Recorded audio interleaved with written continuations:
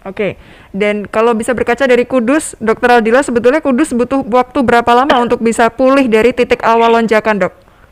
Kalau Kudus? Jadi Kudus itu sekarang titiknya tetap di atas. Jadi Oke. lonjakannya udah tetap melonjak, tetap tinggi. Artinya kasus tetap tinggi, Hmm. tetapi tidak bertambah ekstrim gitu. Oke. Jadi seperti apa ya? Memang ya tinggi, tetap tinggi terus gitu ya. Artinya nggak gini. Sekarang antrian di IGD ada 10. Kemudian besok nambah jadi 20, nggak gitu. Hmm. Masih tetap stabil gitu. Terus ya antrian 10, 10 gitu. Nah kalau di Pati sekarang ini antriannya dari 5 naik jadi 7, jadi 10, jadi 15 gitu. Nah kalau nggak buka tambah bed, maka itu akan tambah banyak lagi. Padahal bednya sekarang sudah mulai penuh, tapi peningkatannya masih tetap jalan. Gitu. Nah karena intervensinya agak kurang ekstrim dibanding kalau di Kudus. Gitu. Oke. Jadi penularannya angka kasusnya tetap datang terus gitu. Mm-mm. Nah kalau ditanya berapa hari, sebetulnya dari mulai aktivitas atau langkah extraordinary tadi diambil sampai dengan tuntas itu paling cepat sehari. Ya. 1 sampai 3 hari paling cepat. Paling lama itu dampaknya timbulnya 14 hari. Logikanya bagaimana? Logikanya seseorang yang saling menulari, menginfeksi, dia terinfeksi, kemudian menulari orang lain jadi terinfeksi. Itu butuh waktu sampai dengan orang yang kemudian yang terinfeksi tadi itu, tertular tadi itu bergejala, itu butuh waktu 1 sampai 3 hari masa inkubasinya, ya, rata-rata. Artinya sampai dia kemudian bergejala sakit, sampai dia datang ke rumah sakit, ya, memenuhi rumah sakit itu 1 sampai 3 hari dari pertama kali tertular. Sampai maksimal itu 14 sampai 28 hari. Iya.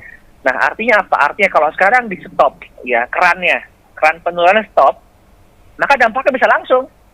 1 sampai 3 hari besok nggak akan ada lagi yang terinfeksi. Berarti nggak akan ada lagi yang datang ke rumah sakit gitu. Gitu, kebayang nggak Mbak ya? Jadi masa inkubasi penyakitnya dia 1 sampai 3 hari. Maksimal, misalkan ini sekarang tertular nih oleh seseorang, dia tertularnya nanti maksimal bergejalanya adalah 14 sampai dengan 28 hari. Jadi itu dampaknya bisa sampai sebegitu panjangnya kalau saat ditutup hari ini sampai dengan kemudian sembuh. Jadi misalkan tadi ya, yang donohudan itu dipindah semua. Ya kalau donohudan dipindah semua udah clear itu, berarti dia nggak akan nular lagi. Padahal kalau misalkan ada teori epidemiologi itu, ada teori RT ya 1 sampai 2. Artinya apa? Artinya satu orang yang terinfeksi bisa menulari minimal 2 orang kalau RT-nya 2. Kalau RT-nya 3 berarti menyerit 3 orang. Kita padahal datanya juga minim, tracing kita nggak begitu kuat. Jadi sebetulnya ada data yang underreported istilahnya, tidak terlaporkan. Contoh begini, satu keluarga, dia terinfeksi, kemudian di-tracing keluarganya. Dari 5 anggota keluarga, yang di-tracing cuma 3, yang 2 enggak, misalkan gitu ya. Padahal yang 3 ini positif semua. Besar kemungkinan yang 2 juga terinfeksi gitu. Berarti tuh RT-nya dia, si orang yang sakit tadi, RT-nya 5 tuh. Ya, rasio menularinya 5 dia. Berarti kalau RT-nya 5, satu orang yang di isoman, kemudian masuk bertemu keluarganya, dijenguk dan sebagainya, dia bisa mengelola 5 orang. Begitu dia dipindah ke donohudan, nggak dijenguk, nggak ditungguin, nggak ditengok, berarti dia menyelamatkan 5 orang gitu. Jadi sebesar itu dampaknya tuh. Kebayang ya Mbak ya, gitu lalu gitu. Baik. Kesannya mungkin hal kecil, tapi sebetulnya dampaknya luar biasa besar ya, Dokter Aldila ya.